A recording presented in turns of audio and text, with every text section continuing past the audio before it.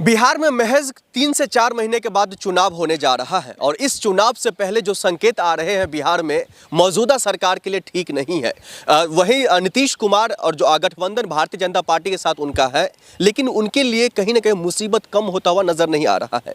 Khan sir, जिसका नाम लगातार चर्चाओं में बने हुए रहते हैं, शिक्षक में बिहार में सबसे अव्वल नंबर पर उनका नाम दर्ज होता है, पढ़ाने के तौर तरीका से वो जाने जाते हैं। लेकिन इन दिनों खान सर जो है एक प्रोटेस्ट को लेकर के जाने जा रहे हैं, वो कोई और नहीं, बीपीएससी री एग्जाम को लेकर के। वो लगातार ये कहने की कोशिश कर रहे हैं, जिस तरीके से सरकार अपनी मनमानी कर रही है वो हम चलने नहीं देंगे। जिस तरीके से शिक्षा आयोग अपनी मनमानी कर रहे हैं, हम चलने नहीं देंगे। सरकार या तो हमारी बात माने या तो शिक्षा आयोग जो अधिकारी है उसका इस्तीफा ले, और अगर उनसे भी नहीं संभल रहा तो आप मुख्यमंत्री पद छोड़ दीजिए। नीतीश कुमार से लगातार वहां के तमाम विद्यार्थी जो है उनको आगाह करने की कोशिश कर रहे हैं, जो ये संदेश ठीक नहीं है। वही हम आपको बता दें, अब आरोप प्रत्यारोप का दौर शुरू हो चुका है इन तमाम मामलों को लेकर के, लेकिन सवाल अब भी खड़ा हो रहा है, क्या वाकई में उनके तमाम स्टूडेंट के साथ, विद्यार्थी के साथ तेजस्वी यादव खड़े होंगे?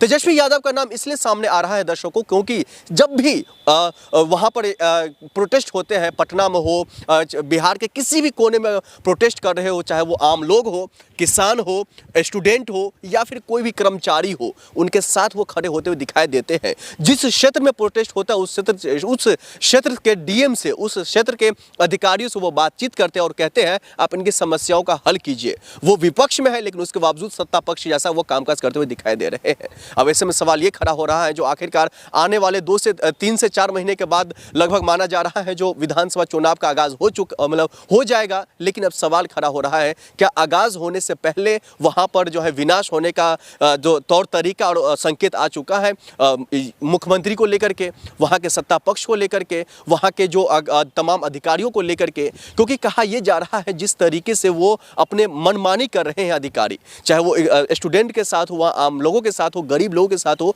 वो चलने नहीं देंगे। इस बार सत्ता परिवर्तन करेंगे। अगर सत्ता परिवर्तन होते हैं तो क्या चुनाव से पहले वहां के मुख्यमंत्री नीतीश कुमार जी इस्तीफा देंगे? क्या वो फिर से वापसी करेंगे? क्योंकि वो उनको लेकर कहा जाता है जो भैया वो किसी के नहीं है, जिस तरफ हवाएं होती है वो उस तरफ है।